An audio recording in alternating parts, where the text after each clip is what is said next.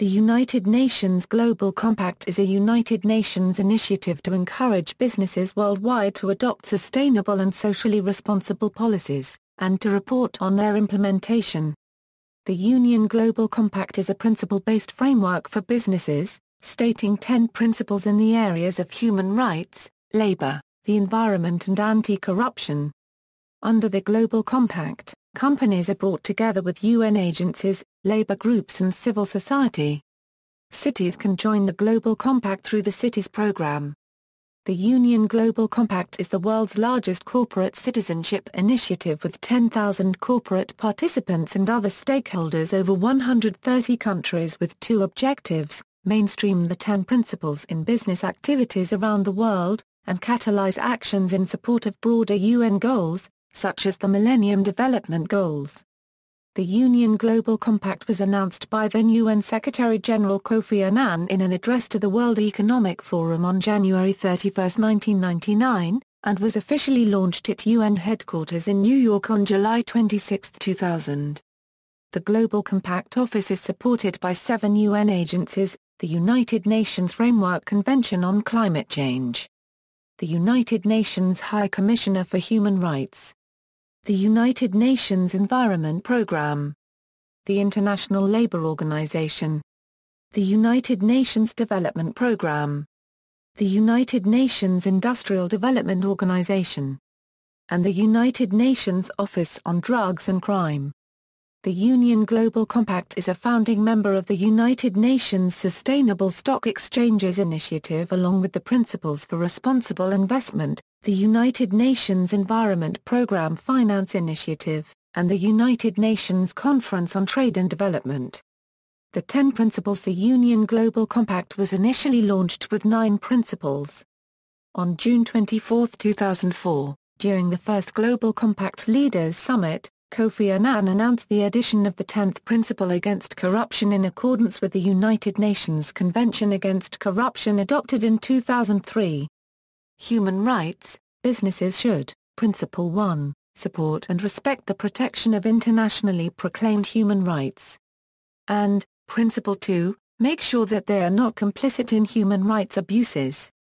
Labor standards, businesses should uphold, Principle 3, the freedom of association and the effective recognition of the right to collective bargaining.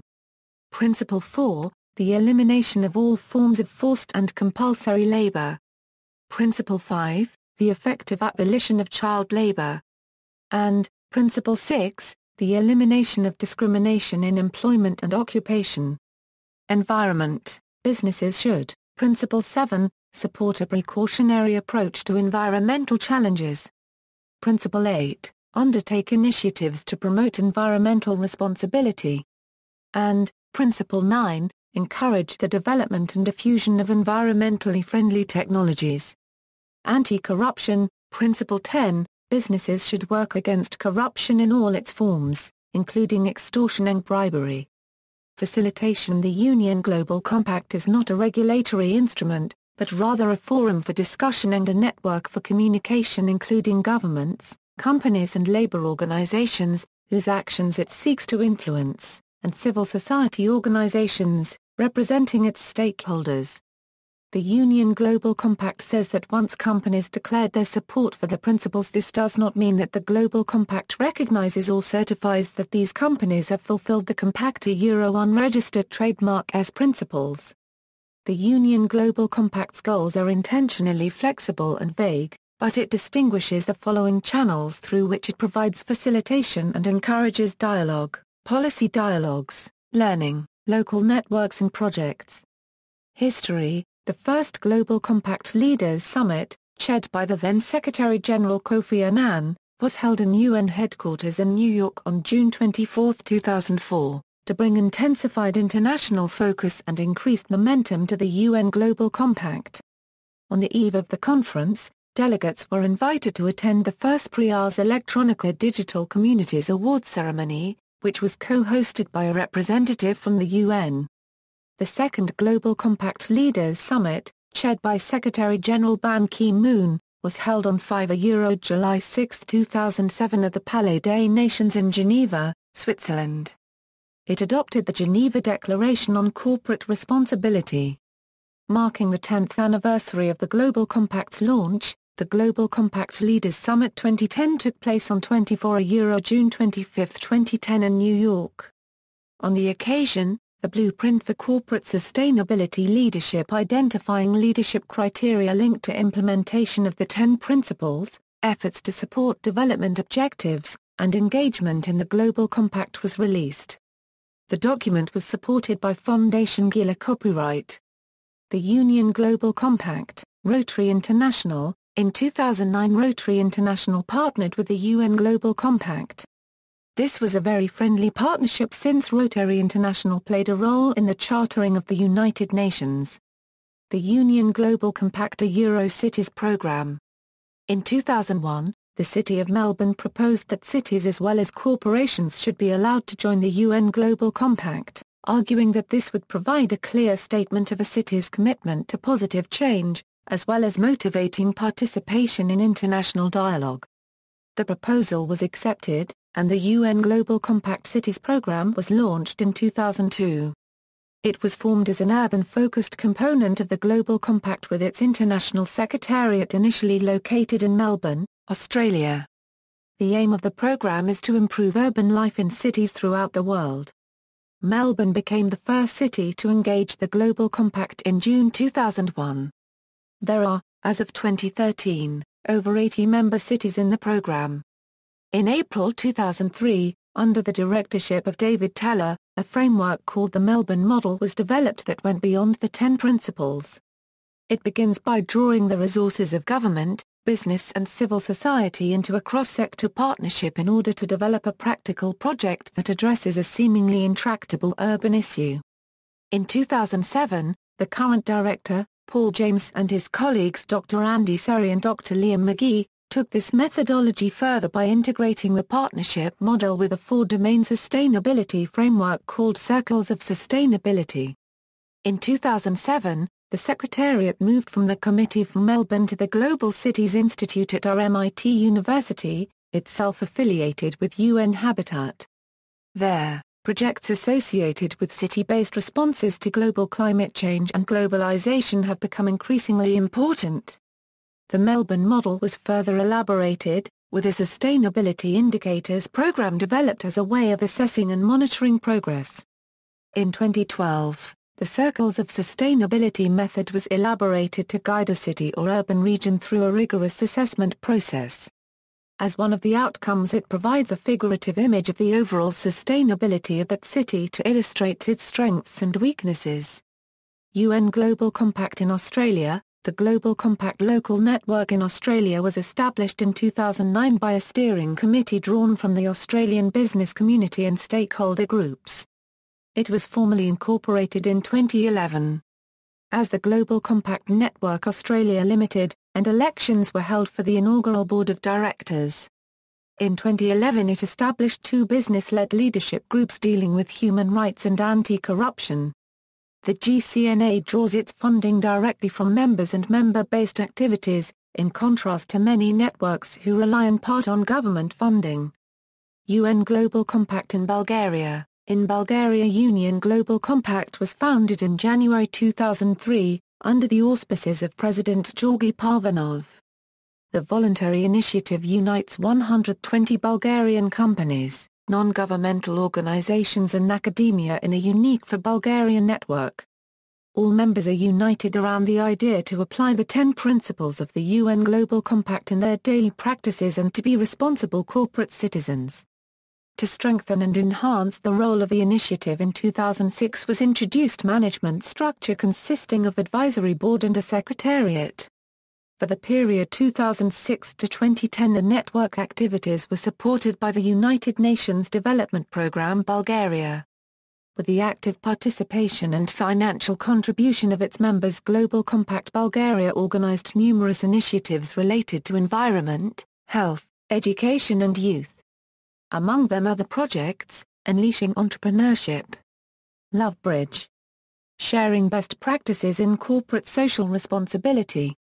With the end of the support of UNDP Bulgaria, UN Global Compact Bulgaria had to identify and formulate a new strategy for sustainability. So, between 2009 and 2010 the members signed an institutional framework for future organizational development. As a result, on September 10, 2010 a new independent organization was founded, a Euro Association Global Compact Network Bulgaria. Its members are 20 leading companies and organizations in Bulgaria, members the UN Global Compact as well. The association is managed by a steering committee and control committee. Their main goals are to learn from each other, to communicate, to generate an advocacy impact and initiate dialogue or partnerships with other actors such as the government, local authorities, labor organizations and civil society organizations. UN Global Compact in France. The Global Compact Network France was established in 2004. It is the second largest local network of the UN Global Compact after Spain, with 873 members in January 2013. The main aim of the Global Compact Network France is to add personalized value to the French participants of the Global Compact, in order to help them to make progress in their CSR approach and develop the Global Compact Network. The network is entirely financed by its members.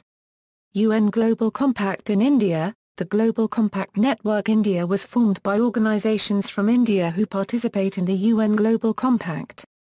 It was registered on November 24, 2003, with Registrar of Societies, NCT, Delhi, as a non-profit body. The main objective of the network is to provide a forum to various Indian companies/organizations to exchange experiences, network and work together on activities related to corporate social responsibility. This is expected to promote sustainable growth besides encouraging good corporate citizenship. The network acts as an apex-level nodal agency representing various Indian corporate bodies/institutions/NGOs/SMEs, who are committed to the UN Global Compact principles. The Global Compact Network India has been one of the pioneering local initiatives of the UN Global Compact. It is one of the first local networks to be set up as a legal entity. Over the last 9 years the network has seen modest growth and has been able to create a niche for itself within efforts by the business community directed towards realizing the vision of sustainable development in India. At present Satya Vasudeva, CMD, ONGC, is the president of the Global Compact Network India for the term 2011-13 and is managed by a governing council.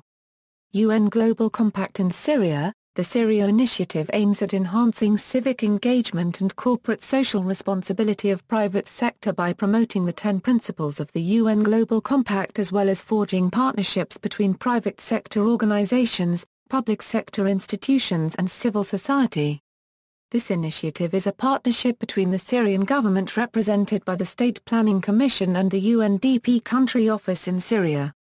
It was launched under the patronage of the head of State Planning Commission and in the presence of the deputy chairperson of the UN Global Compact in July 2008. The Syria local network has 26 businesses, 5 NGOs, and 5 federations of commerce and industry. It was displayed among 10 selected ones from around the world in the Global Compact 6th Annual Local Networks Forum. The Syria story was called AA Euro Leadership Cassia Euro and the Syria network growth ratio was ranked first among the global top 10 in 2008.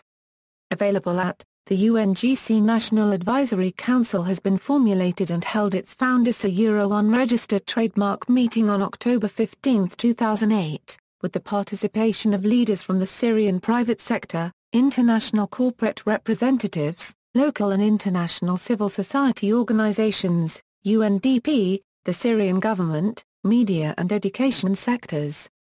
Criticism: many civil society organizations believe that without any effective monitoring and enforcement provisions, the Global Compact fails to hold corporations accountable.